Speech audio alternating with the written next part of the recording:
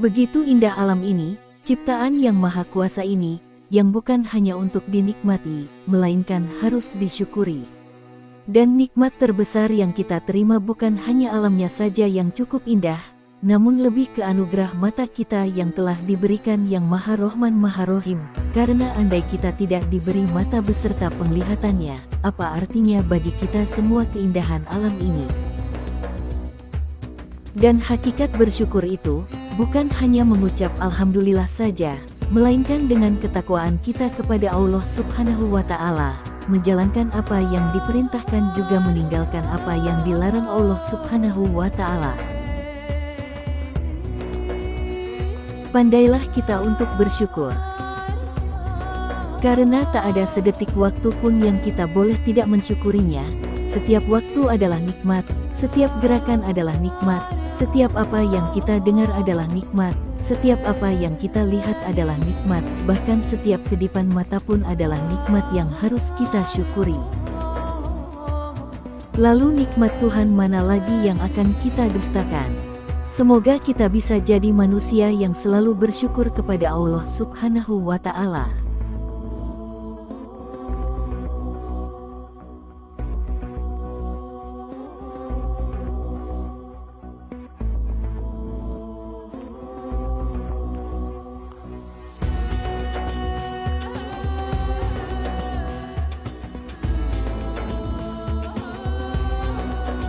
Setelah camping menikmati indahnya alam Danau Talaga Bodas, kami bongkar rooftop tent kami dan bersiap menuju arah pulang ke kota Tasikmalaya.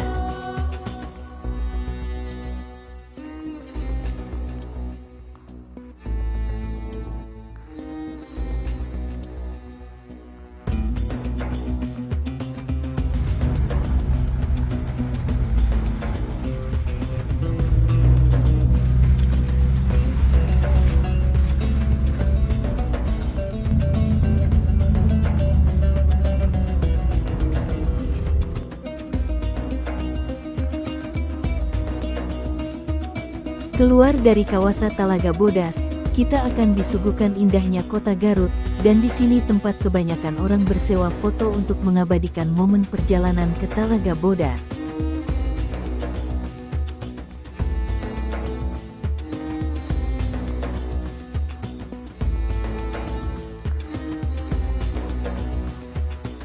Di pertigaan ini, bila kita ambil jalan lurus, maka kita akan melewati rute Jalan Wanaraja lalu ke Garut Kota.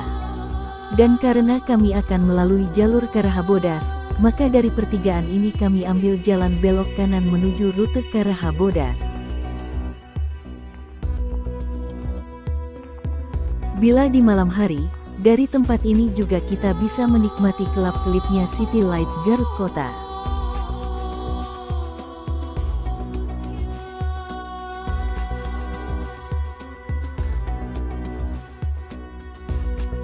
Memilih ngambil rute jalur Karahabodas ini, sama artinya kita memilih jalur off-road, karena di jalur ini kita akan dihadang berbagai rintangan, mulai dari jalan rusak dengan bebatuan yang cukup besar, juga banyaknya genangan air, tak liput ranting pepohonan menjulur ke jalan yang dapat menggores bodi kendaraan kita.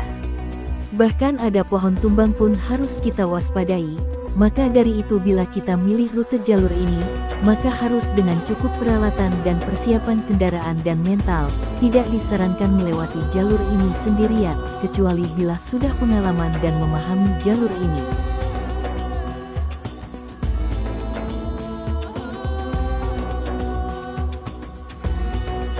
Jalan ini cukup sepi. Di sepanjang jalan ini kami tidak bertemu atau berpapasan dengan orang lain, padahal biasanya di jalur ini terkadang ada masyarakat yang berkebun atau sekedar mencari rumput untuk pakan ternak.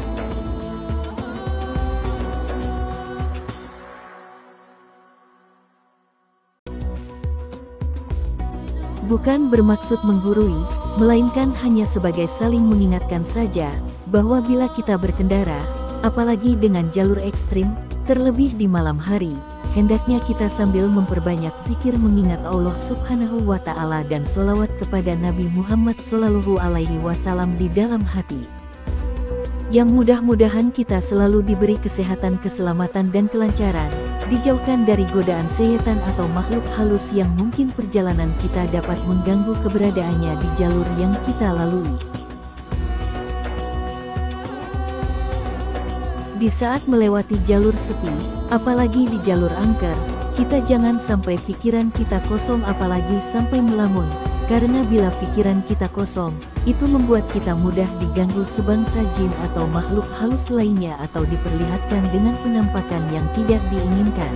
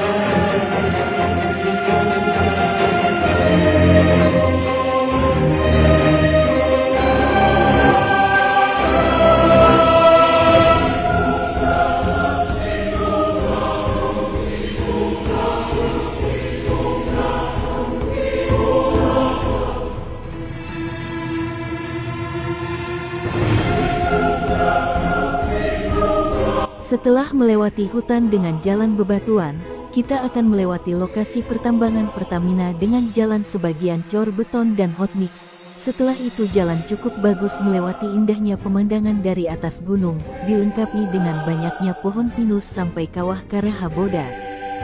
Dari Kawah Karaha Bodas jalan tetap bagus sampai kita keluar Jalan Nasional Bandung Tasikmalaya tepatnya di Kadipaten.